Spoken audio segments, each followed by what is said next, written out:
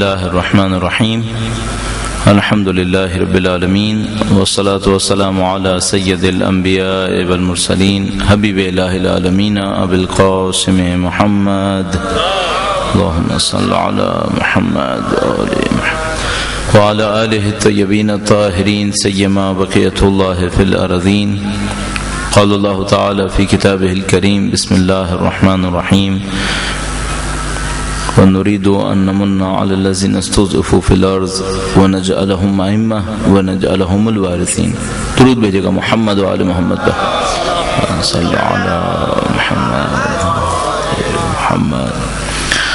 زن محترم ان تمام مومن و مومنات کی صحت و سلامتی کے لیے کہ جو ان سخت حالات کے اندر مشکلات میں اور جو لوگ شہید ہوئے ان شہداء کی شہادتوں کو پروردگار کی بارگاہ میں قبولیت کا درجہ حاصل کرنے کے لیے اس کے لیے کہ خدا ان کے ارواح کے درجات میں بلندی نصیب فرمائے اور انشاءاللہ میرے اور آپ کے تمام مرحومین کی مغفرت کے لیے بہت بلند درود بھیجیں محمد و آل محمد پر صلی علی محمد و آل محمد. اور ان تمام لوگوں کی مزید توفیقات کے لیے کہ جو قرآن کریم کے حوالے سے دنیا کے مختلف مقامات میں مشغول خدمت ہیں اور محترم قاری ابرار صاحب کی مزید توفیقات کے لیے صحت و سلامتی کے لیے ایک دفعہ پھر درود بھیجے گا محمد و آل محمد پر صلی علی محمد و آل محمد وعجل فرجهم. میرے خیال میں ان حالات میں جو بہت اہم کام ہوا وہ یہ کہ پروگرام انجام پائے. بہت امپورٹنٹ ہے یہ پروگرامز کا کینسل ہونا کسی بھی لحاظ سے ہمارے حق میں نہیں ہے. لہذا حتی الامکان کوشش کیجیے کہ اگر کبھی آپ ایسی کسی حالت میں ہوں تو حتی الامکان کوشش کریں پروگرام ضرور منعقد کریں.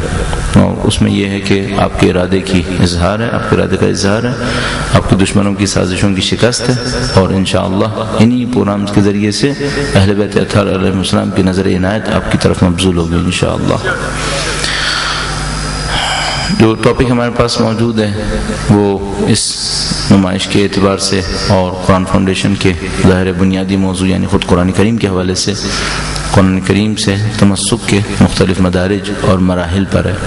وہ یہ کہ انسان اگر چاہے قرآن کریم سے تمسک کرے تو اس کے کیا مدارج ہو سکتے ہیں، کیا مراحل ہو سکتے ہیں، اور اس میں مختلف موضوعات کے اوپر ہم 3 دن تک عرائض پیش کریں گے. آج پہلا دن ہے اور اس اعتبار سے ہماری کوشش یہ ہوگی کہ پہلے چند مقدمات کو طے کر لیا جائے اور ان مقدمات کی روشنی میں ہم اپنی گفتگو کو پائے تکمیل تک پہنچائیں. درود بھیجے گا محمد و آل محمد پر صلی علی محمد و آل محمد. شاید ہم یہ کہہ سکتے ہیں کہ ہمارے معاشرے میں بہت ساری چیزیں ایسی ہیں جو بہت مشہور ہیں لیکن معلوم نہیں ہیں، لوگوں کے پاس ان کا علم نہیں ہے اور معروف بھی نہیں ہے، لوگوں کے پاس ان کی پہچان بھی نہیں ہے. ہاں مشہور ہیں، شہرت ضرور ہے. ان چیزوں میں شاید سر فہرست قرآن کریم ہے کہ مشہور ہے لیکن معلوم نہیں ہے. اسی طریقے سے وہ احادیث اہل بیت اطہار علیہ السلام جو مختلف حوالوں سے ہمارے پاس موجود ہیں. مثلا نہج البلاغہ مشہور ہے لیکن معلوم نہیں ہے، صحیفہ سجادیہ مشہور ہے لیکن معلوم نہیں ہے. مجموعی طور پر ہمارے معاشرے کے اندر متعدد اسباب کی وجہ سے جن میں سے بعض کی طرف ان 3 دنوں کے دوران اشارہ ہوگا، متعدد اسباب کی بنیاد پر ہم ان چیزوں سے بہت زیادہ انس حاصل نہیں کر پائے. لہذا ہم کہہ سکتے ہیں کہ یہ کتب ہمارے معاشرے کے اندر جسمانی طور پر حاضر ہونے کے باوجود انتہائی غریب ہیں یعنی ان کا کوئی مونس نہیں ہے، ان کا کوئی ساتھی نہیں ہے. اس اعتبار سے غربت سے دوچار ہے. اچھا یہ کہ اصلی متون کسی معاشرے کے اندر غربت سے دوچار ہوں، اس کے بہت سارے اثرات ہیں، اس کے معنوی اثرات بھی ہیں. ہمارے پاس روایت موجود ہے کہ قرآن کریم قیامت کے دن خدا متعال سے شکوہ کرے گا کہ اے خدایا میں تھا لیکن مجھ سے استفادہ نہیں کیا گیا. اور عجیب یہ ہے کہ اس روایت کے اندر لفظ قرآن کریم استعمال نہیں ہوا، مصحف استعمال ہوا ہے. مصحف کا مطلب ہوتا ہے ایک جلد. مثلا اگر میرے گھر میں 5 جلد قرآن کریم ہے اور میں ایک استعمال کرتا ہوں تو باقی 4 شکوہ کریں گے کہ خدایا ہمیں مظلوم کر دیا اس نے. تو یہ اس اعتبار سے کوئی بہت مناسب صورتحال نہیں بنے گی ہمارے لیے. درود بھیجے گا محمد وآل محمد پر.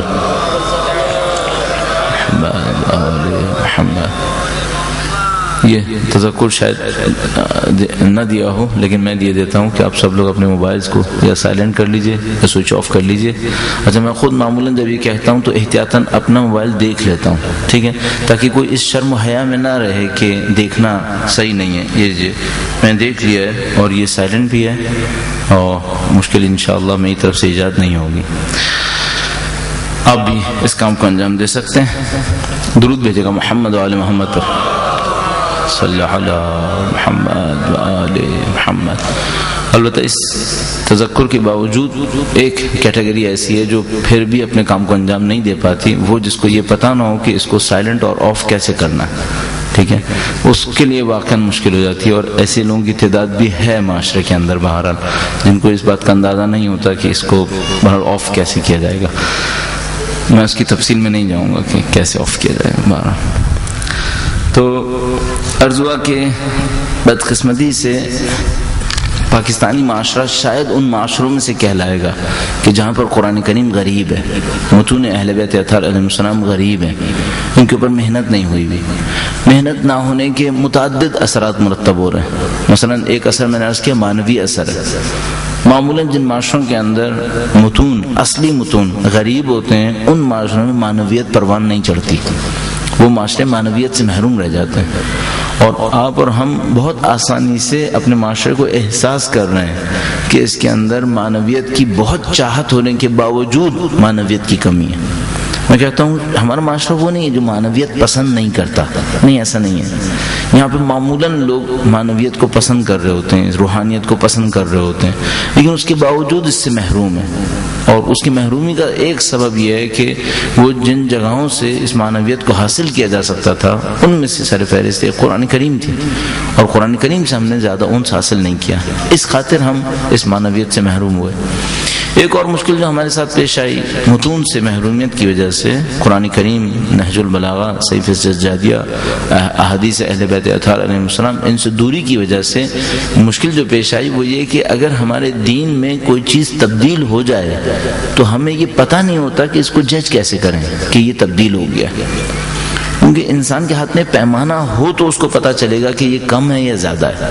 جس کے ہاتھ میں پیمانہ ہی نہ ہو اس کو کیسے پتہ چل سکتا ہے؟ یعنی بالکل واضح ہے کہ اگر آپ کوئی چیز خریدنے گئے ہیں اور آپ کو پتہ ہے کہ 1 کلو کتنا ہوتا ہے تو آپ جان سکتے ہیں کہ یہ 1 کلو سے کم ہے یا 1 کلو سے زیادہ ہے. لیکن اگر آپ کو یہی پتہ نہ چل پائے, مثلا آپ کے پاس کوئی ترازو نہیں ہے, کوئی باٹ نہیں ہے, کوئی وزن نہیں ہے جس سے آپ کو سمجھ پائیں کہ 1 کلو کتنا ہوتا ہے, تو اب آپ کیسے جان سکتے ہیں؟ آپ کو پتہ ہی نہیں چلے گا کہ یہ کم ہوا یا زیادہ ہوا. اور یہ مشکل ہمارے معاشرے کے اندر بار بار پیش آ رہی ہے کہ مثلا اگر کوئی آدمی دین کے نام پر ایک آواز اٹھاتا ہے تو کچھ لوگ اس کے ساتھ جمع ہو جاتے ہیں, اس کے سابقہ کو دیکھتے ہوئے, لاحقہ کو دیکھتے ہوئے, اس کے ظاہر کو دیکھتے ہوئے, اور باقی لوگ یہ فیصلہ نہیں کر پاتے کہ یہ جو آواز اٹھی ہے یہ حق پر مبنی ہے یا باطل ہے. اس کی وجہ یہ کہ ان کے پاس پیمانہ نہیں ہے, ان کے پاس معیار نہیں ہے. اگر قرآن کریم ہو, نہج البلاغہ ہو, تو ہمیں اس بات کو جاننے میں بہت زیادہ دشواری پیش نہیں آئے گی کہ مثلا یہ آواز حق کی آواز ہے یا باطل کی آواز ہے. اچھا, اس کے ساتھ ساتھ ایک اور مشکل یہ ہے کہ اگر کوئی چیز پہلے سے معاشرے میں چل رہی ہو, ہمیں اس کا بھی پتہ نہیں چل پاتا کہ یہ جو پہلے سے چل رہی ہے یہ صحیح ہے یا غلط ہے.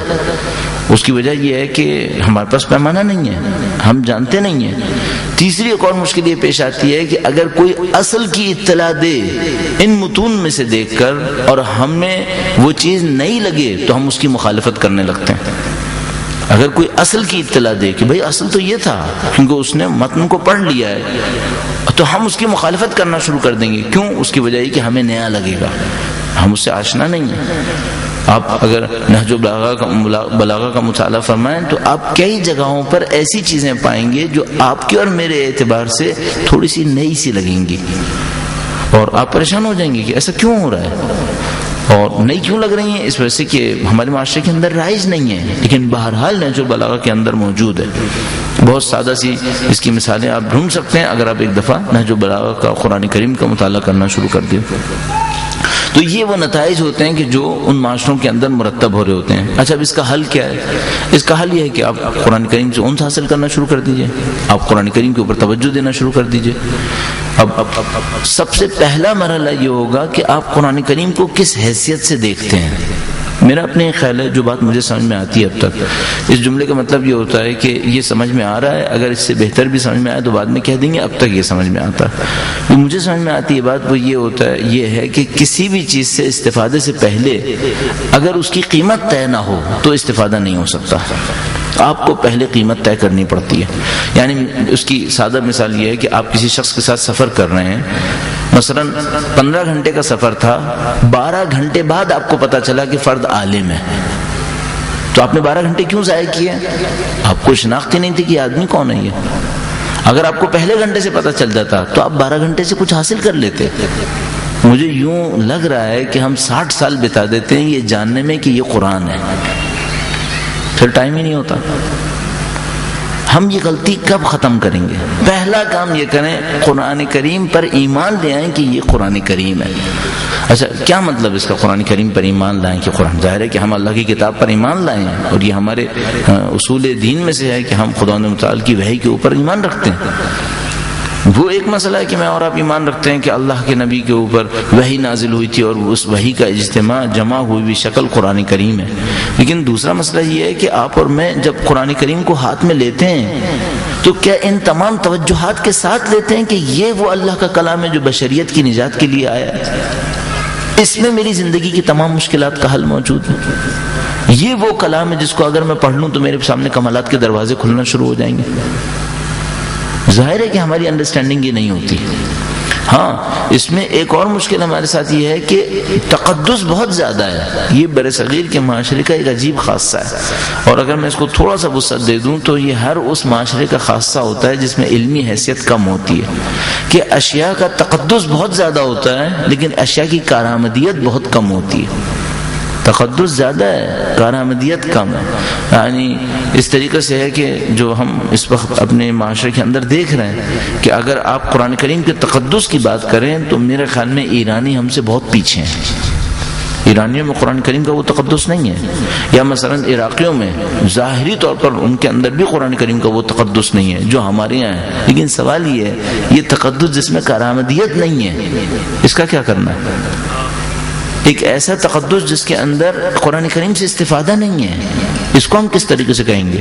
البتہ جو مجھے احساس ہو رہا ہے گزشتہ 25-30 سال میں ایرانی معاشرہ قرآن کریم کو تقدس سے دیکھنے کے معاملے میں کافی ترقی کر رہا ہے, کافی بہتری آئی ہے. یعنی جب 30 سال پہلے ہمیں بعض ایسے مناظر دیکھنے کو ملتے تھے جس کو دیکھ کر روح ہل جاتی تھی, لیکن بہرحال وہاں بہت امپروومنٹ آئی ہے. جو جس اعتبار سے وہاں پر کام ہوا ہے, محنت ہوئی ہے, وہ گزشتہ 25-30 سال کے اندر بہت محنت ہوئی ہے. تو تقدس ہے ہمارے معاشرے کے اندر, لیکن اس تقدس کے باوجود قرآن کریم سے جو استفادہ ہونا چاہیے تھا اس استفادے کی وہ کیفیت نہیں ہے. بلکہ اگر میں آپ کی خدمت میں کچھ وہ عرض کروں جو ہم اور آپ سنتے رہتے ہیں کہیں ادھر ادھر سے, تو وہ بہت عجیب سی چیزیں بن جاتی ہیں. شاید ہم نے یہ سوچا بھی نہیں ہے کہ ہم نے قرآن کریم سے کچھ حاصل کرنا ہے, شاید منصوبہ بھی نہیں بنا ہے. لہذا بہت کم ادارے ہمارے وہ ادارے ہیں جو قرآن کریم کے اوپر براہ راست محنت کر رہے ہیں.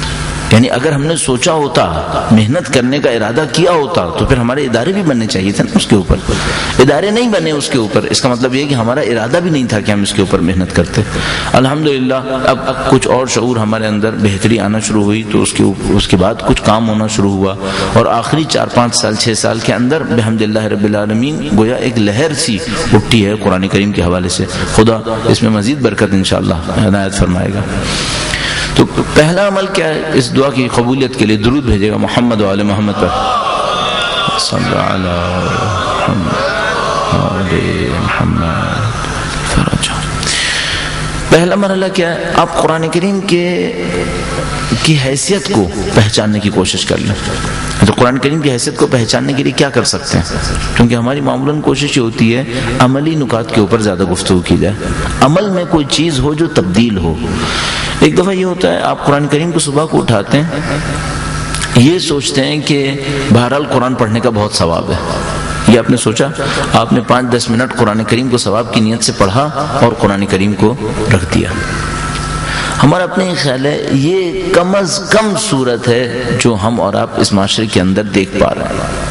یہ وہ کم از کم صورت ہے کہ مثلا ایک آدمی قرآن کریم کو اٹھاتا ہے ثواب کی غرض سے 5-10 منٹ پڑھتا ہے اور اس کے بعد رکھ دیتا ہے. اچھا یہ شخص ماہ رمضان کے اندر شاید ہر روز ایک سپارہ پڑھ رہا ہوتا ہے اور رکھ رہا ہوتا ہے، اس فرق کے ساتھ کہ اگر ماہ رمضان نہ ہوتا تو 10 منٹ پڑھتا، ماہ رمضان ہے تو اس نے 20-25 منٹ پڑھا ہے. دونوں صورتوں میں نہ عام دنوں میں اس کو کچھ سمجھ میں آیا ہے نہ ماہ رمضان میں کچھ سمجھ میں آیا ہے. دونوں صورتوں میں اس نے قرآن کریم کو ثواب کا ذریعہ سمجھا ہے، ہدایت کا ذریعہ نہیں سمجھا ہے.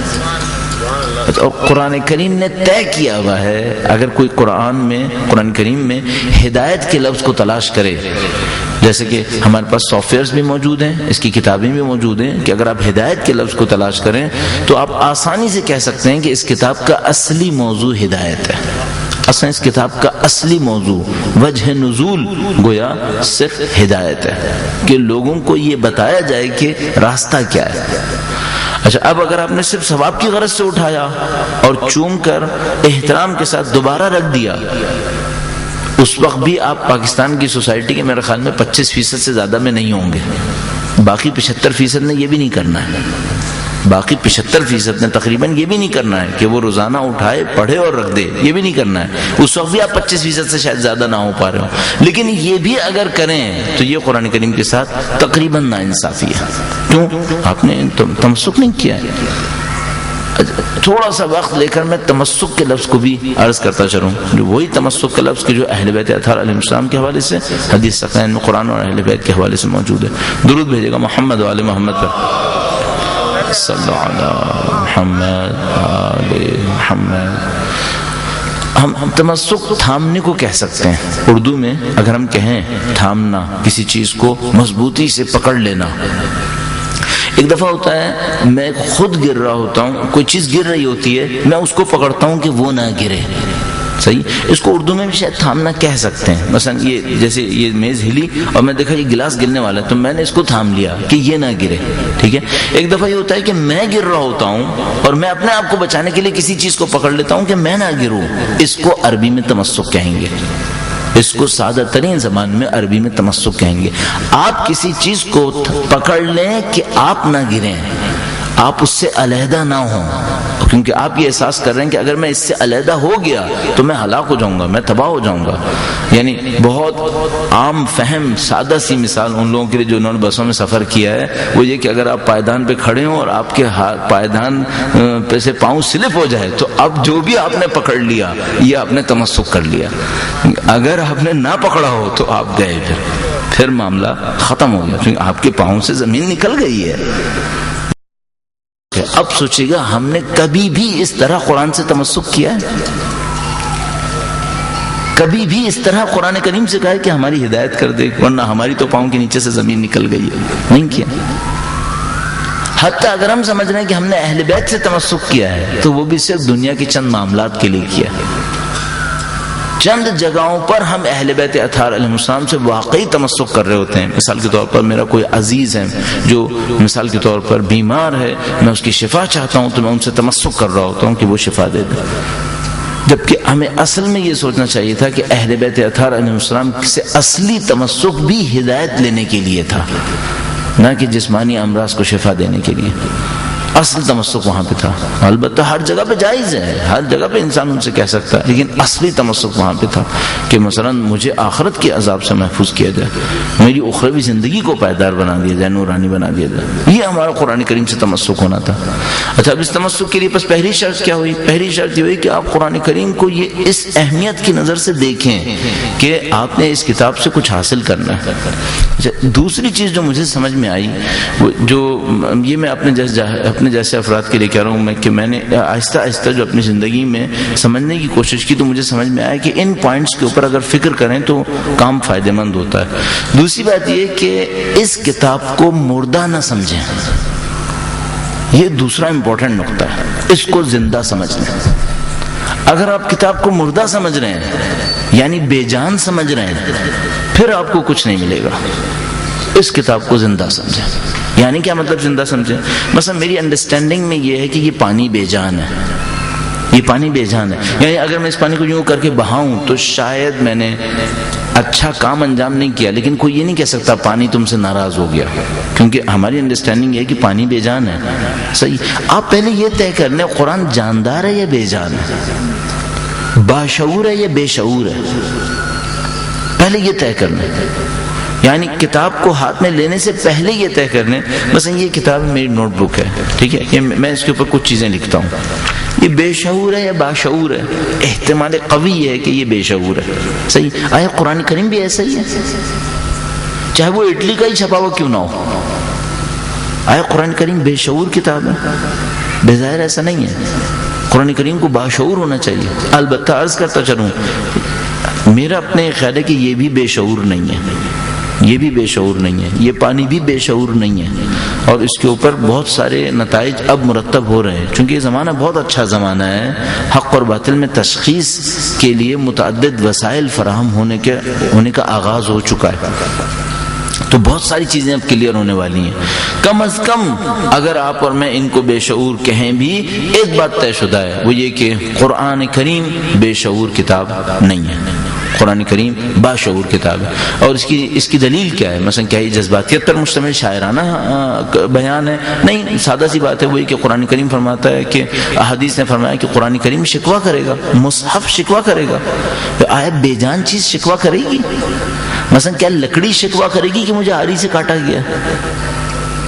کیا مثلا پھر قرآن کریم کا شکوہ کس طرح سے ہو سکتا ہے؟ اس طرح سے آپ دیکھیں تو بہت ساری چیزیں بے جان نہیں ہیں جن کو ہم بے جان سمجھ رہے ہیں. مثلا بظاہر یہ لگتا ہے کہ زمین بے جان نہیں ہے، زمین بھی باشعور ہے. اس کی وجہ یہ ہے کہ ہمارے پاس روایات موجود ہیں کہ زمین بعض اوقات مغرور لوگوں کے اوپر چلنے سے خدا سے شکوہ کر رہی ہوتی ہے کہ خدا یہ کس انسان کو میرے اوپر چلایا جا رہا ہے. تو اگر اس طرح سے دیکھیں تو بہت ساری چیزیں باشعور نظر آتی ہیں. کم از کم کام یہ ہے کہ قرآن کریم باشعور ہے، قرآن کریم باشعور ہے. اگر یہ کتاب باشعور ہے، اب آپ سمجھ سکتے ہیں ہمیں ہدایت اس سے کیوں نہیں مل رہی ہوگی، کیونکہ یہ کتاب باشعور ہے اور جو ہمارا رویہ اس کے ساتھ ہے وہ بے شعور کا ہے. اس کا مطلب ہے ہم اس کو ڈیو رسپیکٹ دے ہی نہیں رہے. یہ بالکل ایسے ہی ہے جیسے آپ کسی بہت اعلیٰ پائے کے، مثال کے طور پر کسی عالم دین کے ساتھ یا بہت اعلیٰ پائے کے کسی پروفیسر کے ساتھ بیٹھے ہوں اور آپ کا ٹریٹمنٹ ایسا ہو جیسے انتہائی جاہل آدمی ہے. اب آپ توقع کر رہے ہیں کہ کچھ ملے گا، یعنی وہ بیچارہ حتی الامکان کوشش کرے گا کہ کوئی ایسی بات نہ کہے جو آپ کے کسی کام آ جائے، کیونکہ آپ اہلیت نہیں دکھا رہے. کاش اہلیت دکھائیں، مثلا میں اہلیت دکھاؤں گا تو مجھے کچھ ملے گا. بس پہلا کام یہ کریں، اب قرآن کریم کو باشعور سمجھنے کی کوشش کریں. اچھا اب ایک اور سوال ہے، اس میں ارادہ ہے یا نہیں ہے؟ قرآن کریم میں ارادہ ہے یا نہیں ہے؟ یعنی مثلا آیا قرآن کریم خود کچھ سمجھائے گا یا نہیں سمجھائے گا؟ آیا قرآن کریم میں کوئی نورانیت ہے یا نہیں ہے؟ یہ سب چیزیں اچھی طرح سوچ لیں کہ بھئی اس میں نورانیت ہے یا نہیں ہے، اس میں شعور ہے یا نہیں ہے، اس میں ارادہ ہے یا نہیں ہے. میں نے ارادے کی خاص بات کیوں کہی آپ سے، وہ یہ ہے کہ مثلا اس نوٹ بک کے اوپر اگر میں کچھ لکھ رہا ہوں تو مجھے توقع نہیں ہے کہ یہ نوٹ بک مجھے کچھ یاد دلائے کہ تم نے کیا لکھا تھا. نہیں، یہ اس نوٹ بک سے یہ توقع نہیں ہے. ہاں اس میں اگر کوئی الیکٹرانک میکینزم ہوتا، الارم ہوتا، تو شاید یہ مجھے یاد دلاتے کہ بھئی آدھا پیج لکھا گیا، آدھا پیج نہیں لکھا گیا، اب آپ آدھا پیج بھی لکھ ڈالیے اس کے اوپر، ٹھیک ہے، یہ تو ہو سکتا تھا. لیکن اگر نہیں ہے تو اس میں شعور نہیں ہے کہ یہ یاد دلائے. اب سوال یہ ہے، آپ نے قرآن کریم کو پڑھنا شروع کیا، پہلے سوچے یہ بے شعور ہے باشعور ہے. ابھی ہم نے کچھ لگ بھگ یہ سمجھنے کی کوشش کی کہ نہیں باشعور ہے. اچھا اگر میں نے قرآن کریم سے بہت طلب کیا کہ مجھے سکھائے، تو یہ سکھانے میں میری مدد دے سکتا ہے یا نہیں دے سکتا؟ امیر المومنین کے کم از کم ایک کلام سے واضح نظر آتا ہے کہ باشعور ہے اور سکھا بھی سکتا ہے، یہ سکھا بھی سکتا ہے. مولا امیر المومنین ارشاد فرماتے ہیں، درود بھیجے گا ان کی ذات مقدس پر، صلی اللہ علیہ محمد وآل محمد وعجل فرجہ. ایک موقع پہ ایک کلام کے اندر ارشاد فرماتے ہیں استنطقو. میں اس کلام کو بہت نقل کرتا ہوں، بہت زیادہ بیان کرتا ہوں اپنی یادآوری کے لیے بار بار. فرماتے ہیں استنطقو، اس قرآن کریم کو بولنے پر مجبور کرو. اسے بلواؤ. صحیح. اب میں کبھی کبھی اپنے ذہن کو سمجھانے کی خاطر اپنے آپ سے پوچھتا ہوں آیا امیر المومنین مبالغہ آرائی کریں گے؟ مبالغہ معمولاً صنف شاعری میں ہوتا ہے، معمولاً مبالغہ صنف شاعری میں استعمال ہونے والی چیز ہے، اور دوسرے اصناف کلام کے اندر بھی استعمال ہوتا ہے، لیکن زیادہ تر یہ شاعرانہ ہوتی ہے. آیا امیر المومنین خطبات میں شاعری فرماتے تھے؟ میرا نہیں خیال. جو فرماتے تھے حقیقت ارشاد فرماتے تھے. حتیٰ اگر شاعری بھی کرتے تھے تو حقیقت کے بیان کے لیے کرتے تھے، شاعری میں بھی مبالغہ آرائی نہیں کرتے تھے. اور اگر کہیں کوئی جگہ آپ کو نظر آئے کہ شاعری میں مبالغہ آرائی ہوگی تو وہ اتنی واضح طور پہ سمجھانے کے لیے ہوگی جس کی کوئی حد نہیں ہے. کم از کم ان خطبات کے اندر بہت بعید ہے، میرا ذہن نہیں کام اس کا ساتھ نہیں دیتا کہ یہاں پہ شاعری ہوئی ہوگی. نہیں، یہ زیادہ تر حقائق کا بیان ہے، حقیقت کا بیان ہے. تو مولا کیا فرما رہے ہیں؟ فرمایا تم قرآن کریم کو بولنے پہ مجبور کرو. اچھا، سوال یہ اس کا مطلب کیا ہے؟ آیا واقعاً قرآن کریم نے بولنا ہے؟ دو صورتیں ہو سکتی ہیں. نطق تو آپ سمجھ رہے ہیں. اچھا، نطق کا ایک مطلب ہوتا ہے سوچنا، کہ مثلا جب ہم لوگ منطق پڑھا کرتے تھے تو ہم کہتے تھے بھئی انسان وہ جانور ہے کہ جو ناطق ہے، تو کہتے تھے اگر بولنا مطلب ہے تو ویل مچھلیاں بھی بولتی ہیں، بندر بھی بولتے ہیں، پرندے بھی بولتے ہیں. پرندوں کی کمیونیکیشن بہت واضح ہے، جانوروں کی کمیونیکیشن ایک دوسرے کے ساتھ بہت واضح ہے. تو ناطق کا مطلب صرف بولنا ہے تو یہ تو پھر بہت سارے جانور بولتے ہیں ایسے. تو ہم وہاں پہ کہتے تھے نہیں، ناطق کا مطلب بولنا نہیں ہے، سوچ سمجھ کے بولنا ہے. اور مولا کیا ارشاد فرما رہے ہیں؟ اس قرآن کریم کو بولنے پر مجبور کرو، اسے بلواؤ. اس کا مطلب ہے یہ نہ صرف بولتا ہے بلکہ بہت سوچ سمجھ کے بولتا ہے. اچھا، ہمارے لیے کبھی بولے گا؟ یہ کیوں نہ بولے؟ بولے گا کب؟ جب آپ یہ سمجھ رہے ہوں کہ ہاں یہ کچھ سکھا سکتا ہے. آپ اس کو بے جان نہ سمجھیں، اس کو باشعور سمجھیں. باشعور سمجھنے کے ساتھ اس کو ایک اور اصطلاح ہم عقائد میں استعمال کرتے ہیں، یہ بلا ارادہ ہے یا با ارادہ ہے. مرید با ارادہ ہے تو ہم کہتے ہیں ہاں با ارادہ ہے، اس کے اندر ارادہ بھی ہے. کیا مطلب ہے ارادہ؟ کچھ کو سکھائے گا، کچھ کو نہیں سکھائے گا. کچھ کو سکھائے گا، کچھ کو نہیں سکھائے گا. کچھ کو بہت سکھائے گا، کچھ کو بالکل نہیں سکھائے گا. قرآن کریم با ارادہ ہے. کسی کے اوپر اپنا فضل و کرم کرے گا، کسی کے اوپر فضل و کرم نہیں کرے گا. کسی کے اوپر احسان جمائے گا، کسی کے اوپر احسان نہیں کرے گا. کسی کو سزا دے گا، کسی کو سزا نہیں دے گا. اچھا، آپ کہیں گے کہ بھائی یہ کیسے ہو سکتا ہے، یہ کیا ہو رہا ہے؟ کیا آیا قرآن کریم کے اندر یہ ساری طاقتیں ہیں؟ آپ خود اپنے آپ سے پوچھئے کہ قرآن کریم کے اندر یہ طاقتیں ہونی چاہیے نہیں ہونی چاہیے؟ تو ہم خود بخود احساس کریں گے کہ نہیں، ہماری جو پہلی غلطی ہے وہ یہ کہ ہم قرآن کریم کو وہ رسپیکٹ نہیں دے رہے جو دینی چاہیے تھی. ہم صرف اس کو تقدس کی نظر سے دیکھتے ہیں، لیکن ہم نہیں سمجھتے اس نے کچھ سکھانا بھی ہے، اس سے ہم نے کچھ سیکھنا بھی ہے. پہلا مرحلے میں خود سیکھنا اور دوسرے مرحلے میں اس نے سکھانا. اچھا، اب میں اس مشکل کو حل کرنے کے لیے کہ مثلا یہ بولے گا اور سکھائے گا، کیسے ہو سکتا ہے کہ قرآن کریم بولے یا سکھائے، اس کی ایک صورت آپ کی خدمت میں عرض کرتا ہوں. درود بھیجے گا محمد و آل محمد پر. صلی اللہ محمد و آل محمد وعجل فرجہ. آپ قرآن کریم پڑھ رہے ہوں، کبھی ایسا ہوتا ہے کہ آپ کو قرآن کریم پڑھتے پڑھتے کوئی ایسا مطلب سمجھ میں آیا ہو جو پہلے کبھی سمجھ میں نہیں آیا تھا؟ تو آپ اپنے آپ سے سوال کر سکتے ہیں کہ یہ مطلب اس وقت کیوں سمجھ میں آیا، پہلے کیوں نہیں سمجھ میں آیا تھا؟ کیا میں پہلے وہ انسان نہیں تھا جو اب ہوں؟ کیا یہ قرآن کریم تبدیل ہوئی ہوئی کتاب ہے؟ ظاہر ہے کہ نہیں ہوئی ہے. تو کیوں ایسا ہوا کہ آج یہ بات سمجھ میں آئی ہے؟ اس سے پہلے بھی 25 دفعہ قرآن کریم پڑھا تھا، کیوں نہیں سمجھ میں آئی تھی؟ صرف ایک بات سمجھ میں آتی ہے، اس دفعہ قرآن کریم کی طرف سے کوئی لطف و کرم ہوا ہے. اب ہمیں اور آپ کو یہ سوچنا پڑے گا یہ الطاف ہوتے کیوں ہیں؟ قرآن کریم بعض لوگوں کے اوپر لطف و کرم کرتا کیوں ہے؟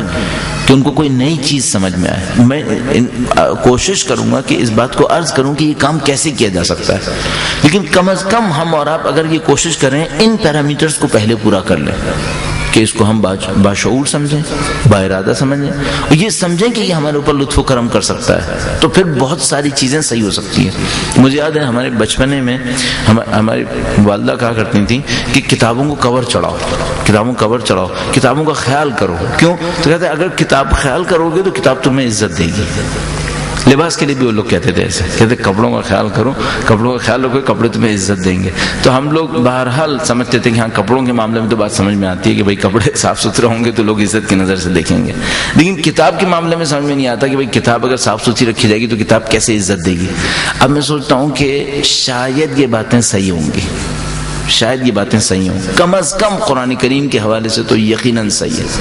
بلکہ مجھے یاد ہے ہمارے ایک استاد یہ کہتے تھے اگر صرف اتنا کر لو کہ کسی بھی ایک کتاب کو کسی ایسے انسان کی جس کی معنویت کے اوپر تمہیں اطمینان ہے، ہر روز کسی ایک خاص وقت میں اٹھا کر ایک صفحہ پڑھ لیا کرو، تو تم خود بخود دیکھو گے کہ وہ کتاب بھی سکھانا شروع کرے گی، وہ کتاب بھی سکھانا شروع کر دے گی۔ کیوں؟ یہ سب چیزیں ہم سمجھ رہے ہیں بے جان ہیں، ان کو بے جان نہیں ہونا چاہیے، ان سب کو باشعور ہونا چاہیے۔ کم از کم یہ ہے کہ مثلا اگر فرض کر لیتے ہیں بہار الانوار کے رائٹر، فرض کر لیتے ہیں علامہ مجلسی کو ہم بہت زیادہ اہل معنویت سمجھتے ہیں، سید ابن طاؤس کی کوئی کتاب کہ سید ابن طاؤس خود بہت بڑے اہل معنویت تھے، مقدس اردبیلی کی کوئی کتاب، اور میں اس کتاب کو پڑھتے پڑھتے اچانک مقدس اردبیلی سے کہوں کہ اے مقدس اردبیلی آپ نے جو اس کتاب میں لکھا نا مجھے بالکل سمجھ میں نہیں آیا، کیا ایسا نہیں ہو سکتا آپ مجھے سمجھا دیں؟ اب ایسے ایک واقعہ میں ذہن میں آ گیا تو میں آپ کو واقعہ بھی آپ کی تفنن تباہ کے لیے کہ ذرا آپ اس سے لطف اٹھائیں۔ ملا ہادی سبزواری علماء شیعہ میں بہت بڑا نام ہے، بہت بڑے فلسفی تھے، عارف بھی تھے، فلسفی تھے، زیادہ تر شناخت ان کی فلسفی کے عنوان سے ہے، ان کی کتابیں بہت زیادہ مشہور ہیں۔ ایک موقع پر ملا ہادی سبزواری جن کا احترام بہت زیادہ تھا، ایک موقع پہ احساس کرتے ہیں کہ میرے اندر کہیں شہرت طلبی کی بیماری نہ آ گئی ہو۔ اچھا وہ زمانہ ٹیلی کمیونیکیشن کا تو تھا نہیں کہ پکچر سب کو پتا تھی، تصویر کیا ہوتی ہے یہ سب، تو وہ اس بات کا احساس کرتے ہیں کہ میرے اندر کہیں شہرت طلبی کا مرض ہے، تو وہ اپنے مدرسے سے جس جگہ رہتے تھے وہ اپنے علاقے سے نکلتے ہیں اور غائب ہو جاتے ہیں۔ اب بہت بڑا استاد جس کی شہرت دور دور تک پھیلی ہوئی تھی، اچانک صبح کو لوگ اٹھتے ہیں دیکھتے ہیں آدمی غائب۔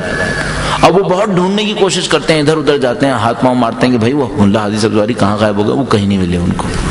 اچھا یہ جو ملا صاحب تھے یہ ایک جگہ چلتے چلتے، ایران میں ملا بہت بڑا لقب ہے، ہمارے یہاں خیر آپ کو بتائیے کیا صورت حال ہے، تو ملا ہادی سبزواری چلتے چلتے ایک مدرسے تک پہنچے۔ اس مدرسے میں انہوں نے دیکھا کہ صحن کے اندر بہت سارے پتے وغیرہ پڑے ہوئے ہیں، کوڑا سا پڑا ہوا ہے، کوئی صاف کرنے والا نہیں ہے۔ انہوں نے دیکھا ادھر ادھر کوئی جھاڑو واڑو ان کو نظر آئے، انہوں نے تنکے شنکے جوڑ کر ایک جھاڑو واڑو بنائی اور اس کو صفائی کرنا شروع کر دی۔ اچھا جو مدرسے وہاں پہ پڑھ رہے تھے انہوں نے دیکھا کہ ہاں بھائی کل تک تو مدرسے میں کوئی صفائی کرنے والا نہیں تھا، شاید ایک آدمی صفائی کرنے والا آ گیا۔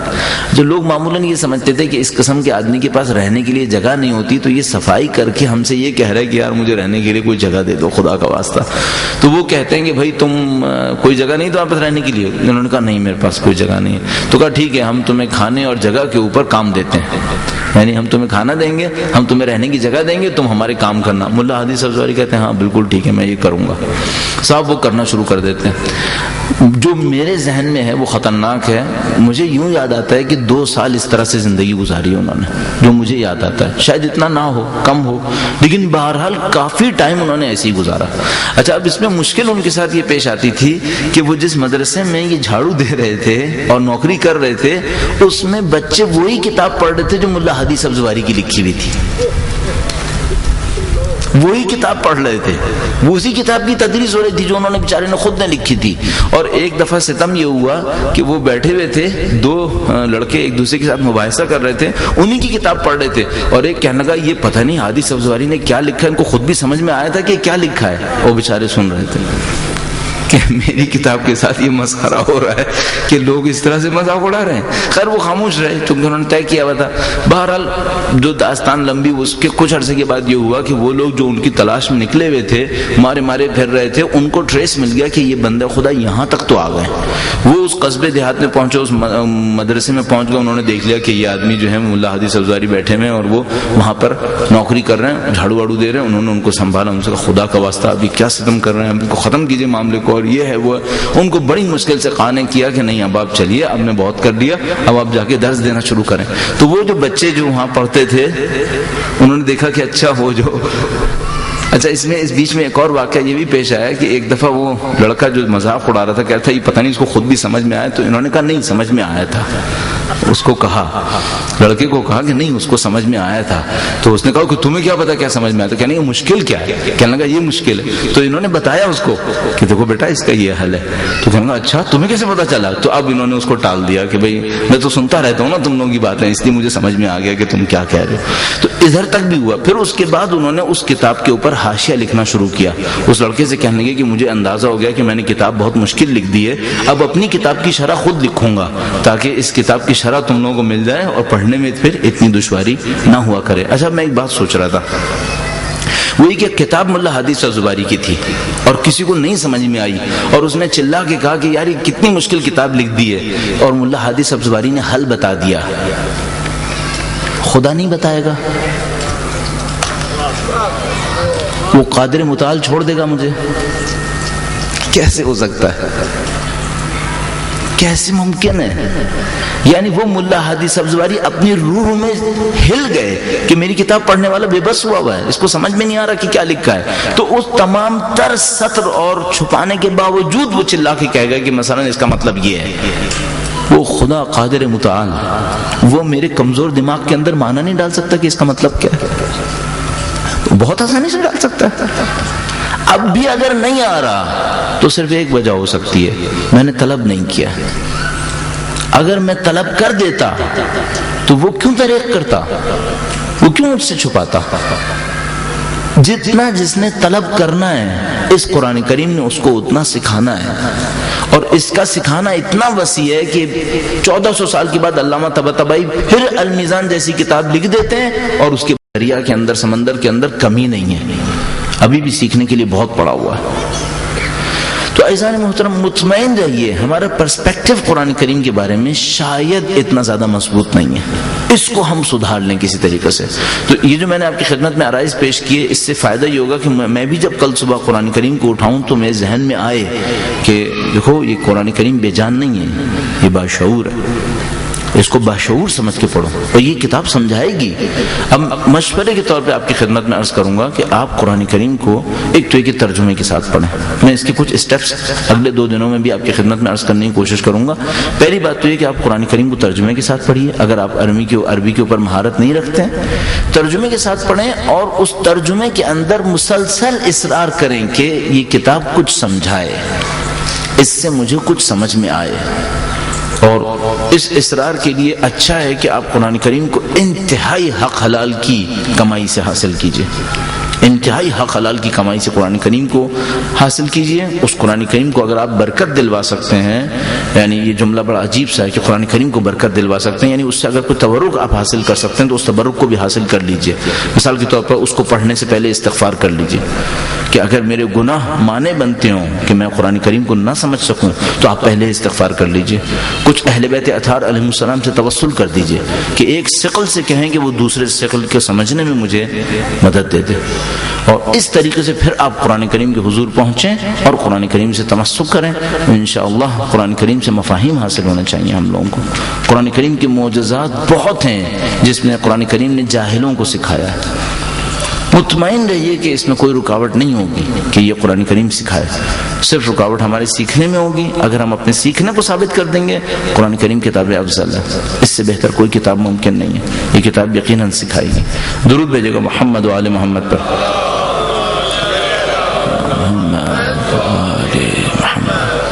اب ظاہر قرآن کریم کی شناخت میں کوئی جملات ان سے بہتر نہیں ہو سکتے جو اہل بیت نے کہے کہ قرآن کریم کے بارے میں مولا چوتھے امام ارشاد فرماتے ہیں، ان کی ذات پر درود بھیجے گا محمد و آل محمد، صلی علی محمد و آل محمد۔ فرماتے ہیں اگر قرآن کریم میرے ہاتھ میں ہو اور میں کسی جزیرے کے اوپر ہوں تنہائی احساس نہیں کروں گا، اگر قرآن کریم ہاتھ میں ہو جزیرے پر بھی ہوں تو تنہائی احساس نہیں کروں گا۔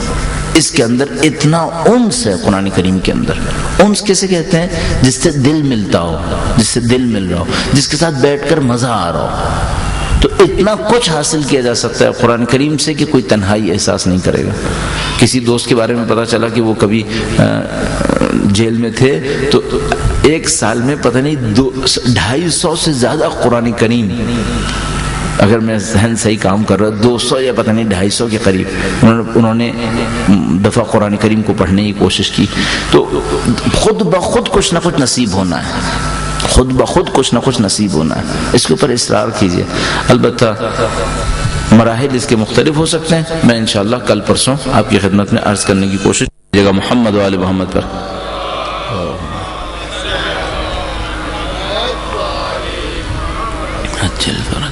البتہ آج ہم نے صرف مقدماتی گفتگو کی، اور اس میں حتی الامکان کوشش یہ رہی کہ ہم کچھ مقدمات کو طے کرتے ہوئے آگے بڑھیں. شاید کوئی سوال کا اتنا زیادہ عنصر پیش نہ آتا ہو، لیکن اگر کسی کے ذہن میں کوئی سوال ہو اور کوئی لکھا ہو تو وہ مجھے دے دیجیے تاکہ میں اس کے بارے میں کچھ آرائز پیش کر سکوں. ایک بار پھر درود بھیجے گا محمد و آل محمد.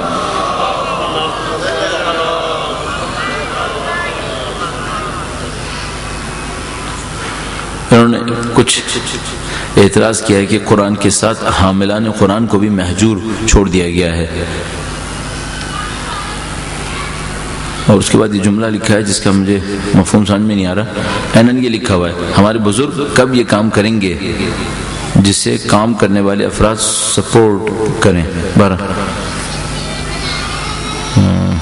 اچھا، میرے خیال میں اسی کی کنٹینیوشن میں لکھا ہے کہ جو ادارے کام کرنا چاہتے ہیں ان کی حوصلہ افزائی نہیں کرتے اور خود بھی کام انجام نہیں دیتے. اچھا، میں معمولاً اس قسم کے سوالات کے مقابلے میں اس بات کا معتقد ہوں کہ اس کی بجائے کہ ہم دوسروں کے بارے میں سوچیں کہ یہ کیوں کچھ نہیں کرتے، مجھے یوں لگتا ہے کہ اگر خود کچھ کرتے رہیں اس کا اثر زیادہ ہوگا. اتنا وقت نہیں ہے ہمارے پاس کہ دوسروں کے اوپر تنقید کرنے میں وقت گزاریں. ہمارے پاس وقت جو ہے وہ خود منصوبہ بندی اور کام کرنے میں لگنا چاہیے. آپ ادھر ادھر مت سوچیں، آپ یہ سوچیں آپ نے کیا کرنا ہے، آپ کیا رول پلے کر سکتے ہیں، اس کے اوپر محنت کریں. اچھا، آپ کو ویسے بھی پتہ ہے تنقید کرنا دنیا کا آسان ترین کام ہے، اس میں کچھ جاتا نہیں ہے، لیکن خود کچھ کرنا واقعاً سخت ہوتا ہے.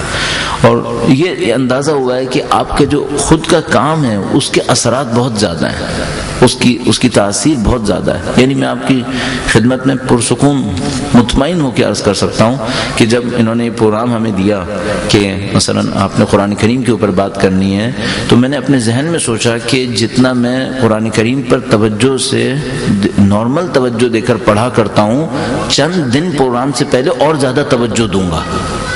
کیوں؟ مجھے معلوم ہے بے اثر ہو جائے گی میری بات اگر میں نے یہ کام نہیں کیا. مجھے احساس ہے کہ اگر میں یہ کام نہیں کروں گا تو یہ چیز بے اثر ہو جائے گی، تو مجھے کل اور توجہ سے پڑھنا پڑے گا تاکہ شام کو جب میں بولوں تو اس میں کچھ اثر پڑ جائے کسی طریقے سے. تو مطمئن رہیے کہ آپ کے کیے میں جو تاثیر ہے وہ کہے میں نہیں آ سکتی. آپ کے کیے میں بہت تاثیر ہے، آپ کچھ کر رہے ہیں. اچھا، ممکن ہے آپ یہ کہیں کہ ہم تو کر رہے ہیں، دوسروں کے نہ کرنے سے کوڑ رہے ہیں. نہیں، کوئی راستہ روک سکتا آپ کا، کوئی آپ کا راستہ نہیں روک سکتا. اگر آپ کرنے کی ٹھان لیں تو آپ اپنے کام کو انجام دیتے چلے جائیں گے، عند اللہ معجور ہوں گے، خدا متعال کے نزدیک آپ کا مقام ہوگا، آپ مشکل میں نہیں ہیں. تو ان مشکلات پر اور دوسروں کی حوصلہ افزائی کرنے یا نہ کرنے، کام نہ کرنے یا نہ کرنے کے اوپر اپنا وقت جو ہے وہ زیادہ ضائع مت کیجیے. آپ اپنے ایک کام کو دیکھیے، اس کو ڈیفائن کریں اپنے لیے، اور جو آپ کر سکتے ہیں اس کو انجام دے دیجیے.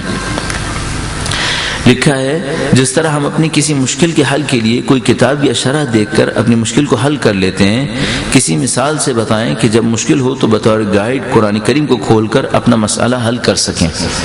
سب ایسے ہی میں عرض کر رہا ہوں، میں نے 2 آدمی اب تک ایسے دیکھے ہیں پرسنل لائف کے اندر کہ جو یہی کرتے ہیں.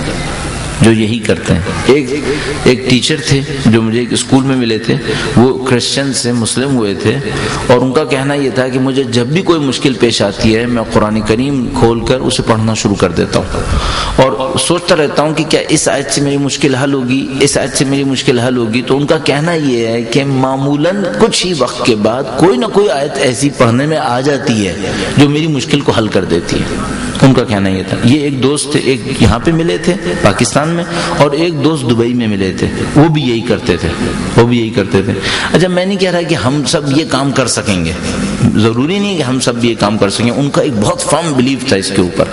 مثال کے طور پر ان میں سے ایک دوست, وہی جو دبئی والے دوست تھے, انہوں نے یہاں تک بھی کیا کہ ایک دفعہ انہوں نے اس بات پہ ملک تبدیل کر دیا کہ ان کو یوں سمجھ میں آیا قرآن کریم سے کہ اس وقت میرے لیے سفر کرنا بہت ضروری ہے. اب میں نہیں کہہ رہا کہ آپ بھی یہ کام کر ڈالیے, نہیں معلوم اس کے نتائج کیا نکلیں گے. ہر آدمی کا ایک مقام ہوتا ہے, ایک اس منصب کے تحت وہ کام کر رہا ہوتا ہے. میں اور آپ یہ نہیں کر سکیں گے. بہت اچھا ایک مکالمہ ہے, 1987 میں امریکہ پہلی دفعہ پرشین گلف میں آیا تھا. پہلی دفعہ کویت کے کچھ آئل ٹینکرز تھے جن کو اسکاٹ کرنے کے لیے امریکنز نے اپنی نیول شپس بھیج دی تھیں. تو اس زمانے میں آیت اللہ خمینی حیات تھے, تو یہ پوری گورنمنٹ ان کے پاس آئی اور ان سے پوچھا کہ اب کیا ہوگا. امریکہ پرشین گلف کے اندر آ گیا, پہلی دفعہ امریکی بحری بیڑا پرشین گلف کے اندر اس طرح سے داخل ہوا. تو اس میں بعد میں جو واقعات مشہور ہیں اس میں تھا کہ امام خمینی نے کہا کہ اگر میں تم لوگوں کی جگہ ہوتا تو میں امریکنز پہ حملہ کر دیتا. اچھا, انہوں نے جو کہا تو سب کی حالت خراب ہو گئی کہ لو بھائی, اب تک تو ہم عراق سے لڑ رہے تھے, اب جو آغا صاحب کہہ رہے ہیں اس کے نتیجے میں امریکہ سے لڑنا پڑے گا, پورا ایران ڈوب جائے گا, امریکہ یہ کر دے گا, امریکہ وہ کر دے گا. اب سب پہ ایک سناٹا طاری ہو گیا کہ بھائی اب کیا ہوگا. تھوڑی دیر میں ان میں سے کسی ایک نے ہمت کی کہنے پھر آغا صاحب آپ یہ کہہ رہے ہیں کہ حملہ کر دیں کیا؟ تو انہوں نے کہا مجھے معلوم ہے تم لوگ میری طرح نہیں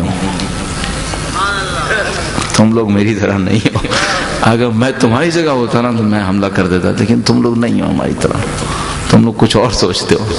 تو ہر ایک آدمی کا اپنا ایک انداز ہوتا ہے, ضروری نہیں ہے ایک آدمی اس طرح سے کرے سب اسی طریقے سے کر رہے ہوں. لیکن بہرحال جو انہوں نے لکھا ہے یہ لوگ, کچھ لوگ پریکٹیکلی ایسا کام کر رہے ہوتے ہیں کہ وہ اس طرح سے مدد حاصل کر رہے ہوتے ہیں.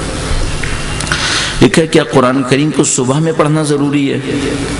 جو مجھے پتہ چلا ہے, جو مجھے اندازہ ہے پڑھا کے, وہ یہ ہے کہ امام خمینی, ایسے میں امام خمینی کی مثال اس لیے کہتا ہوں کہ زیادہ مانوس ہے ہمارے ذہن سے, اور ابھی چونکہ کچھ وقت پہلے تک دنیا میں تشریف فرما تھے تو پریکٹیکل بھی لگتے ہیں. پھر مثلا اگر میں آپ سے کہوں کہ سید ابن طاؤس یہ کرتے تھے تو آپ کہیں گے ہم نہیں جانتے سید ابن طاؤس کون تھے, کب تھے, کہاں تھے, ہم سے بہت پہلے ہوں گے.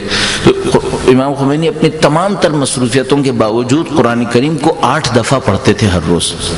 8 دفعہ, یہ میں نے خود پڑھا ہے کہ وہ 8 دفعہ ہر روز قرآن کریم کو پڑھتے تھے. اب صبح میں ہم اس لیے کہتے ہیں کہ انسان کے گناہ کم ہوتے ہیں صبح میں, کم گناہ میں قرآن کریم کو پڑھ لے شاید کچھ زیادہ نصیب ہو جائے گا. وہ دن بھر گزار کر جو اس کے اوپر جو گرد و خاک پڑتی رہتی ہے, صبح کو ذرا فریش ہوتا ہے, اسی وقت قرآن کریم کو پڑھ لے تو اس سے زیادہ فائدہ ہے. صبح کو پڑھنے سے پھر دن بھی اچھا گزرے گا آپ کا انشاءاللہ, قرآن کریم کی معنویت ہوگی. بعض اوقات کیا ہوتا ہے صبح ہی صبح آپ کو کوئی چیز ایسی سمجھ میں آ گئی جس سے اگلے دن میں کہیں مدد ملنی ہے آپ کو. کاش ایسا ہو خدا ہمیں دین سکھانے کے بہاؤ میں ایک ذریعہ بنا دے. کاش ایسا ہو کہ مثلا دین پھیلنا ہو اور دین کے پھیلنے کے لیے مجھے اور آپ کو ایک پیس بنا دے کہ اس کے ذریعے سے دین پھیلے گا. تو بعض اوقات عجیب چیزیں ہونا شروع ہو جاتی ہیں. مثال کے طور پر بعض علماء کے ساتھ ایسا ہوتا ہے کہ انہوں نے صبح کو قرآن کریم پڑھا, کھولا, ایک آیت کریمہ سامنے آئی, اس کو غور سے پڑھا, شام کو کوئی واقعہ آیا جس میں اسی آیت کریمہ سے مدد ملنی تھی. ایسا بہت ہوتا ہے, ان لوگوں کے ساتھ بہت ہوتا ہے. تو آپ کے اور ہمارے ساتھ بھی ہو سکتا ہے اگر ہم اس بات کو طے کر لیں کہ ہم نے صبح ہی صبح قرآن کریم سے ہدایت لینی ہے اور امید قوی ہے کہ اس میں مدد ملے گی.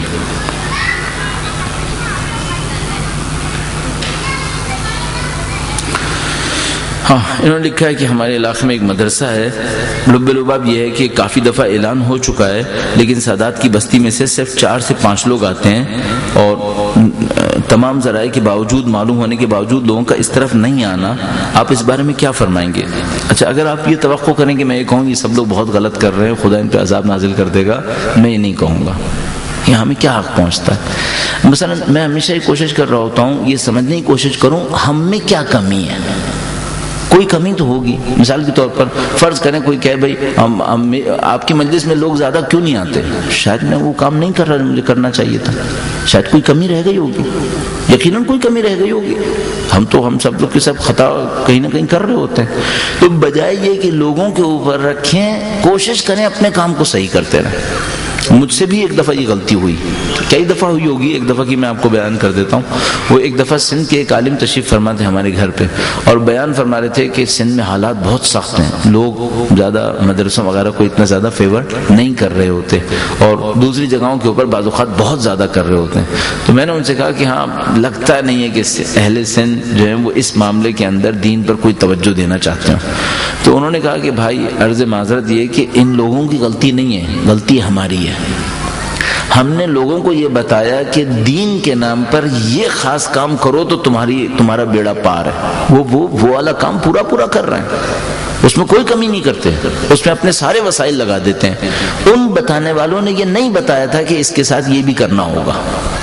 تو جو ان کو بتایا گیا تھا، پڑھایا سکھایا گیا تھا کہ بھئی یہ کام کرو گے جنت کے آخری درجے میں پہنچ جاؤ گے، وہ بیچارے پکے طریقے سے کر رہے ہیں. اس میں کوئی کمی نہیں کوتاہی نہیں کرتے، اس میں وہ پوری جان لگا دیتے ہیں، اپنی ساری سال کی کمائی لگا دیتے ہیں. لیکن اگر ان کو یہ سمجھا دیا جاتا کہ بھائی دین ایک بڑی فگر ہے، اس کے اندر یہ بھی ہے، یہ بھی ہے، یہ بھی ہے، تو اس پہ بھی لگا دیتے. ہم نے بتانے میں کمی کی. شاید ہم لوگوں کو نہیں بتا پا رہے کہ قرآن کریم کو ہم جو سکھا رہے ہیں یہ ان کے لیے فائدہ مند ہے، شاید ہم نہیں بتا پا رہے. تو ہمیں سوچنا پڑے گا کہ کیا کیا جا سکے کہ لوگوں کو سامنے یہ حقیقت واضح ہو جائے کہ ہم جو کر رہے ہیں کام یہ زیادہ اہم کام ہے. اچھا اب ایک بات عجیب سی دیکھیے آپ، ہم اور آپ اس بات کی بہت مذمت کرتے ہیں کہ لوگ دوسری چیزوں کے لیے بہت پیسہ خرچ کرتے ہیں، لیکن جب بات آتی ہے قرآن کریم سکھانے کی تو اس کے اوپر انتہائی کنجوس ہو جاتے ہیں اور اس معاملے کے اندر بالکل وسائل خرچ کرنے کو تیار نہیں ہوتے. تو ہمیں ایک اور بات سوچنی پڑے گی، شاید ان کے لیے آؤٹ پٹ ثابت نہیں ہوا ہے. اگر آؤٹ پٹ ثابت ہو جائے تو پھر تو سر کے بل بھی کریں گے، یہ پھر تو خود بخود کریں گے. تھوڑا سا ٹائم لگے گا یہ ثابت کرنے میں کہ جو ہم کام کر رہے ہیں یہ مفید کام ہے. جب ثابت ہو جائے گا پھر خود سے کریں گے. اور ایک چھوٹی سی مثال عرض کروں آپ کی خدمت میں. ہم لوگ کے یہاں معمولاً یہ رویہ ہوتا ہے کہ اگر کوئی بیکن ہاؤس میں یا سٹی اسکول میں گیا ہے اور وہاں 5,000 روپے فیس ہے تو وہ وہاں جائے گا اور اسکول میں داخلے کے لیے مرے گا، اور اگر داخلہ مل گیا تو کسی صورت میں اس سے یہ نہیں کہہ پائے گا کہ میں 5,000 نہیں دے سکتا. اس کو پتا ہے اس نے وہیں پر اس کا داخلہ کینسل کر دینا، اس کو گھر واپس بھیج دینا. تو بہت ہنسی خوشی اس کے سارے ریکوائرمنٹس کو پورا کر دے گا، ٹھیک ہے، اور توقع میں بھی نہیں رکھے گا کہ یہ میرے ساتھ کوئی کنسیشن کرے، توقع میں بھی نہیں ہے، ٹھیک ہے. لیکن اگر وہی کسی ایسے اسکول میں پہنچا جہاں پر کچھ دین کا نام ہو تو پہلی توقع کیا کرے گا کہ یہ مجھے اسکالرشپ دے، یعنی نہیں کہ میں نہیں دوں گا، یہ مجھے دے. کیوں؟ میں آیا ہوں یہاں پر. بالکل الٹا مینٹالٹی بالکل ریورس ہو جائے گی، ٹھیک ہے. یہ ایک مسئلہ ہے ہم لوگوں کے ساتھ کہ یہ مینٹالٹی بالکل چینج ہو جاتی ہے جب ہم لوگ دین کے بارے میں سوچنے لگتے ہیں. اچھا اس میں بھی بہت ساری غلطیاں ہیں جو جمع ہوئی ہیں، کچھ دونوں طرف سے ہیں. بہرحال اب اس کے اوپر مزید کیا رائج پیش کیا جائے. لکھا ہے کہ قرآن کریم کو اتنا مشکل بیان کیا جاتا ہے کہ ہمارے جیسے افراد جن کو صحیح قرات نہیں آتی، ہم کو ہماری نماز کی طرف سے شک رہتا ہے کہ قرآن کی خرابی کی وجہ سے قبول بھی ہیں یا نہیں ہے. ایک بات تو یہ ہے کہ اگر آپ اپنی سی کوشش کریں تلفظ کو صحیح کرنے کے لیے اور آپ تلفظ صحیح ادا نہ کر سکتے ہوں تو آپ کی نماز میں کوئی شک نہیں ہے، آپ کی نماز بالکل صحیح ہے. وہ بقول معروف و حضرت بلال کی سین شین کو قبول کرنے والا وہ آپ کی نماز کو بھی قبول کر لے گا، کوئی اتنی بڑی مشکل نہیں ہے یہ. لیکن یہ ہے کہ آپ کوشش کریں، جیسے کہ مولانا صاحب فرما رہے تھے کہ حضرت بلال کو سکھانے والے لوگ تھے، حضرت سلمان فارسی کو بھی سکھانے والے لوگ تھے.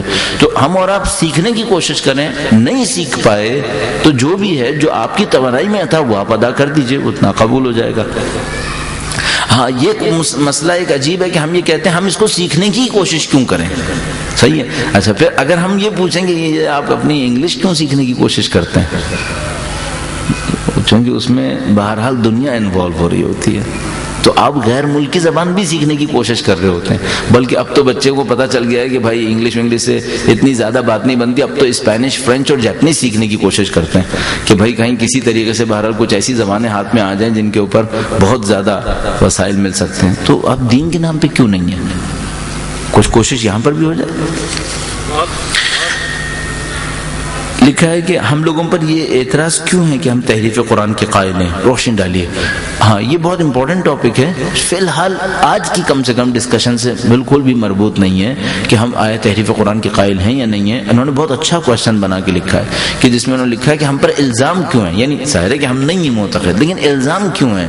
اس الزام میں ہمیشہ جسے کہتے ہیں نا تالی دو ہاتھ سے بج رہی ہوتی ہے، کچھ آپ غلطی کر رہے ہوتے ہیں، کچھ دشمن اس کے اوپر چیخ رہا ہوتا ہے۔ اور وہ خطبہ نہج البلاغہ کا 50 نمبر خطبہ بہترین مثال ہے کہ جس میں مولانا نے ارشاد فرمایا کہ جب حق باطل سے مٹھی اٹھا لیتا ہے تو باطل کی زبان تیز تیز چلنے لگتی ہے۔ کہیں ہم نے کوئی مٹھی اٹھائی ہے باطل سے؟ من جملہ ایک یہ کہ مثال کے طور پر ہم لوگ معتقد تو نہیں ہیں، لیکن ہم اپنے عمل سے یوں دکھا رہے ہیں کہ شاید ہم قرآن کریم پر بہت زیادہ بھروسہ نہیں کر رہے۔ جو دوسرے سامنے والے دیکھتے ہیں وہ کہتے ہیں شاید اصلا یہ معتقد ہی نہیں ہے یہ لوگ۔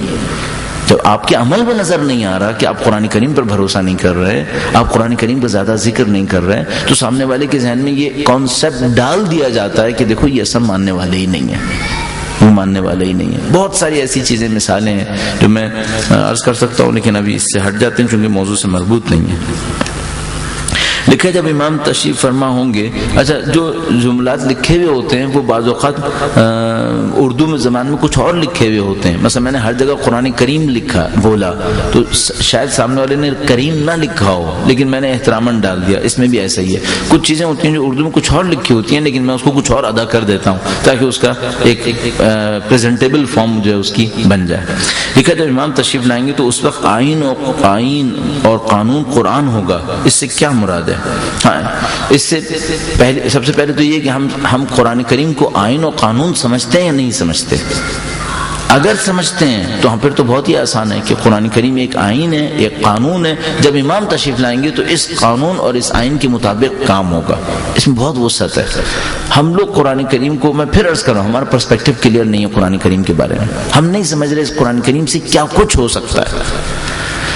چلیے چونکہ واقعات سنانے سے لوگوں کی تھکاوٹ کم ہوتی ہے تو میں ایسی آپ کی خدمت میں عرض کر دوں۔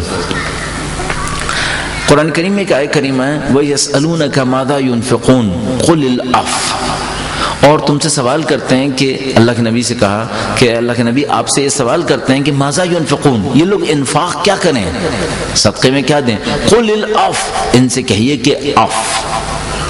اچھا اب میں نے مجھے یاد ہے جب میں طالب علم تھا اس آیت کریمہ کو پڑھتا تھا بغیر تفسیر کے تو میں کہتا تھا یہ بات سمجھ میں نہیں آئی کہ سوال تو یہ تھا کہ صدقہ کیا دیں، اور جواب میں خدا نے کہا کہ ان سے کہو کہ عفو کا مطلب ہوتا ہے بخشش، معاف کرنا۔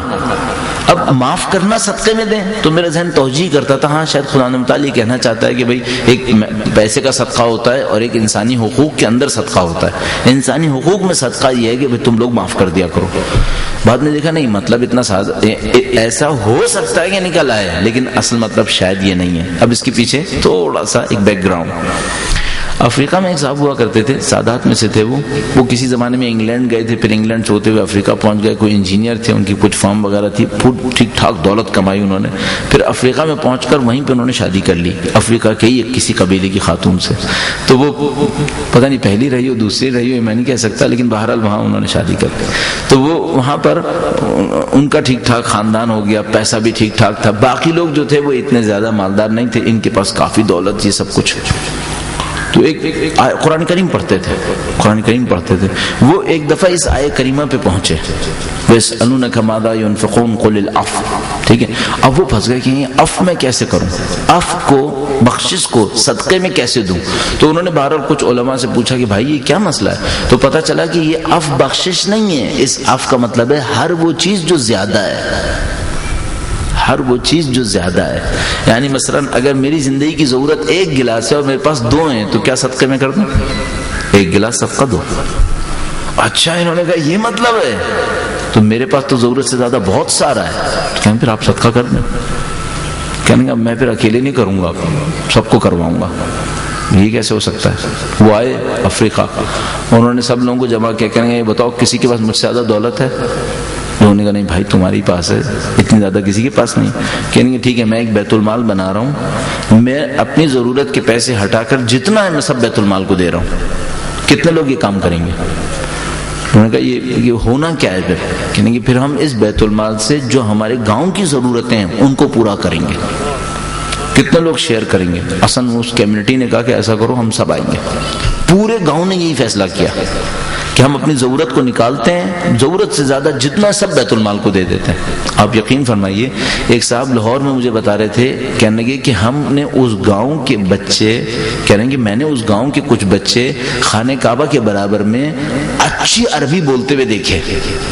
تو کہنے کہ میں پریشان رہ گیا. میں نے کہا بھائی تم لوگ افریقن عربی کیسی بولتے ہیں, جیسے آپ جانتے ہی ہیں. کہنے کہ اتنی اچھی عربی بول رہے ہو بھائی, یہ کیا مسئلہ ہے؟ تو پتہ چلا کہ صاحب یہ میکینیکل انجینئر ہے. یہ عجیب طوفان ہے بھائی, میکینیکل انجینئر ہے اور یہ اتنی عربی اچھی بول رہا ہے, یہ کیا ہے؟ پتہ چلا کہ وہ جو صاحب نے بیت المال بنایا تھا, اس بیت المال میں ہر سال کچھ بچوں کو یورپ اور امریکہ ایجوکیشن کے لیے بھیجنا شامل تھا. ایک پروگرام تھا, اور جو بھی اس پروگرام میں جائے گا وہ 6 مہینے قم یا شام میں جا کے تعلیم حاصل کرے گا. پہلے وہاں جائیں گے, تعلیم حاصل کریں گے, پھر وہاں سے تعلیم حاصل کرنے کے بعد پھر وہ آگے جائیں گے, یورپ اور امریکہ جائیں گے, وہاں جا کر اپنی جو بھی ڈگریز لینی ہوں گی اس کو لیں گے. اس طرح کا انہوں نے ایک نظام بنایا. تو بہرحال بہت ساری چیزیں جو مختلف ہو جاتی ہیں. یہ ایک آئین ہے. انہوں نے کیا کیا, قرآن کریم کی ایک آیت کو استعمال کیا, اس سے ایک قانون بنا لیا. اس قانون نے پورے گاؤں کی صورتحال کو تبدیل کر دیا. البتہ میں 2 سال پہلے کینیا گیا تھا, نہیں 2 یا 3 سال پہلے میرے ذہن سے نکل رہا, ایک تو ابھی گیا تھا, ایک کچھ وقت پہلے گیا تھا. تو میں نے ڈھونڈنے کی کوشش کی تھی کہ کینیا میں گاؤں کہاں پر ہے, چونکہ مجھے پتا چلا تھا کہ کینیا میں, لیکن باہر وہ گاؤں میں نہیں ڈھونڈ پایا تھا. لیکن کچھ لوگوں نے اور بھی بتایا کہ ہاں ایسی ایک تصویر انہوں نے سنی ہے. ہاں, کینیا کے ایک علاقہ تھا ممباسا سے کچھ فاصلے کے اوپر ایک اور گاؤں مجھے ملا تھا. وہاں پر بھی ایسے ہی ٹائپ کا ایک آدمی تھا جو شیعہ ہوا تھا, اور اس نے پورے گاؤں کو شیعہ کیا تھا, اور اس کا نام میکینس یا میکینیز تھا. بہرحال وہ گاؤں بھی اچھا گاؤں تھا, وہاں پر بھی ہم گئے تھے. البتہ اس کی وہ فوت ہو چکا تھا جب ہم وہاں پہنچے. لکھا ہے قرآن کریم پڑھ کر جو مطلب ہمیں سمجھ میں آئے, کیا اس کو صحیح سمجھیں یا اپنی انڈرسٹینڈنگ چھوڑ کر کسی اور سے پوچھنا, تفسیر کا سہارا لینا چاہیے. یقیناً تفسیر کا سہارا لینا چاہیے, یقیناً کسی اور سے پوچھ لینا چاہیے. کیوں؟ آپ غلط بھی سمجھ سکتے ہیں اور آپ غلطی کر سکتے ہیں. تو کچھ چیزیں بالکل کلیئر ہوتی ہیں, جس کی میں کچھ مثالیں آپ کی خدمت میں عرض کروں کہ اب اس میں کنجوسی کی کیا ضرورت ہے. ابھی کہہ دیتا ہوں ایک مثال. مثلا ایسے ہی میں عرض کر رہا ہوں, آج صبح قرآن کریم پڑھ رہا تھا تو اس میں ایک آیت کریمہ آئی, اس میں لکھا تھا کہ وہ جو مومنین ہیں وہ کیا کرتے ہیں, اکلوا الطیبات کلوا الطیبات وعملوا صالحا. مولانا صاحب یہی آئے کریم, کلوا الطیبات وعملوا صالحا. کلو میں تھوڑا سا شبہ کر رہا ہوں کہ وہاں پہ کیا تھا. یہ مفہوم یہ تھا کہ طیب چیزیں کھاؤ اور عمل صالح انجام دو. صحیح. اب جو مجھے سمجھ میں آیا ہے وہ یہ ہے کہ اس کا مطلب ہے عمل صالح سے پہلے رزق کا پاکیزہ ہونا بہت ضروری ہے. اگر رزق پاکیزہ نہ ہو عمل صالح انجام نہیں پا سکے گا. ٹھیک ہے, کچھ چیزیں بالکل کلیئر ہوتی ہیں, یعنی اب آپ قرآن کریم کو پڑھنا شروع کریں گے, آپ کو فوراً سمجھ میں آنا شروع ہو جائے گا. اچھا یہ 2 چیزیں قرآن کریم میں 4 چیزیں کہی ہیں, 4 چیزیں ایک ساتھ لائن میں لگا دی ہیں. اس کا مطلب ہے ان سب کا ایک دوسرے سے کوئی نہ کوئی تعلق بن رہا ہے. اس کا مطلب ہے کچھ نہ کچھ تعلق ان دونوں کا ایک دوسرے سے بنے گا. اگر یہ میں نے آیت کریمہ غلط پڑھی ہوئی تو میں کل آپ کو اس کی صحیح عرض کر دوں گا. انٹرنیٹ پر قرآن کریم کی غلط آیت اور ترجمے موجود ہیں, ہم ان کو بچوں سے کیسے بچائیں؟ کافروں شر پسندوں نے جان بوجھ کر یہ کیا ہے. میرے نے خیال ہمارے بچے دنیا کے سارے قرآن چھوڑ کر انہی قرآنوں کو اوپر جا کے پڑھیں گے, اگر ان کو پڑھنے کی سعادت نصیب ہوئی, کہ جو ان کافروں نے وہ غلط لوگوں نے دیے ہوں گے. ہمارے بچے کب قرآن کریم انٹرنیٹ پہ سے پڑھتے ہیں. ہاں یہ کہہ رہے ہیں, یہ آپ کا کہنا صحیح ہے کہ ممکن ہے یورپ اور امریکہ کے اندر رہنے والے ہمارے کچھ بچے جوان ہوں جن کو پتہ نہ چلے کہ بھئی یہ سائٹس غلط سائٹس ہیں. تو اس میں یہ ہے کہ اس قسم کی سائٹس کے بارے میں مسلسل کچھ نہ کچھ دنوں کے فاصلے سے ای میلز آتے رہتے ہیں کہ بھئی یہ سائٹ ہے, اس کے اوپر قرآن کریم میں یہ غلطیاں موجود ہیں, تو لوگ ہوشیار رہیں. اس طرح لوگ ایک دوسرے کو ہوشیار کرتے رہتے ہیں. پر ہم لوگوں سے شاید اس مسئلے کا تعلق کم پڑے گا, اور ہم بچنا چاہیں تو ہمارے لیے بچنا مشکل نہیں ہوگا. بہرحال آخر میں کیا بات ہم سوچ سکتے ہیں اپنے لیے, وہ یہ کہ جتنے لوگ یہاں پہ تشریف فرما ہیں کم از کم کل کے دن ایسا کریں کہ قرآن کریم کو سوچنے سمجھنے کے لیے ہاتھ میں لیں, یہ سوچتے سمجھتے ہوئے کہ قرآن کریم کچھ سکھائے گا.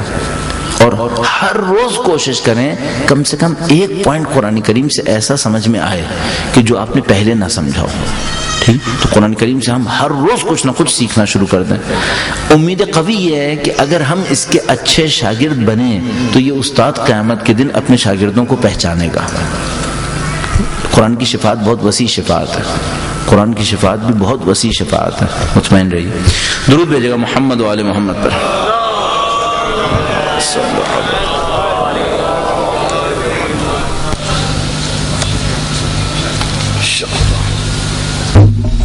بہت شکر گزار ہیں کیونکہ جیسے بھی حالات ہیں اور مولانا کا آنا اور آپ تمام مومن کا اور قاری ابرار صاحب کا، ان خواتین کا، اس پروگرام کو یقینی طور پہ قرآن مجید ہمارے لیے ان خوف اور دہشت کے حالات میں ہمیں قوی کرے گا، ہمیں اور آپ کو حوصلہ دے گا انشاءاللہ. جیسے کہ آپ جانتے ہیں کہ اس نمائش گاہ کا افتتاح ہو چکا ہے، 3 دن یہ جاری رہے گی. آج مولانا کا درس تھا اور انشاءاللہ کل قاری ابرار صاحب 9 بجے تجوید کے کچھ درس دیں گے بہت آسان طریقے سے، اور آسانی سے نماز بھی صحیح ہو سکتی ہے، قرآن مجید کو ہی پڑھنا آسان ہو سکے گا انشاءاللہ. کل ٹھیک 8:45 بجے قاری ابرار صاحب اور ٹھیک 9:15 بجے مولانا سید علی مرتضیٰ زیدی صاحب تقریر فرمائیں گے. نمائش 12 بجے تک جاری رہے گی، کل 2 بجے سے شروع ہوگی. ایک دفعہ ہم آپ کے شکر گزار ہیں خود مولانا سید علی مرتضیٰ زیدی صاحب کے، قاری ابرار صاحب کے کہ تشریف لائے. ہم سب کو خدا حفظ و امان میں اور قرآن مجید کے خادموں میں شمار فرمائے. والسلام علیکم ورحمۃ اللہ وبرکاتہ.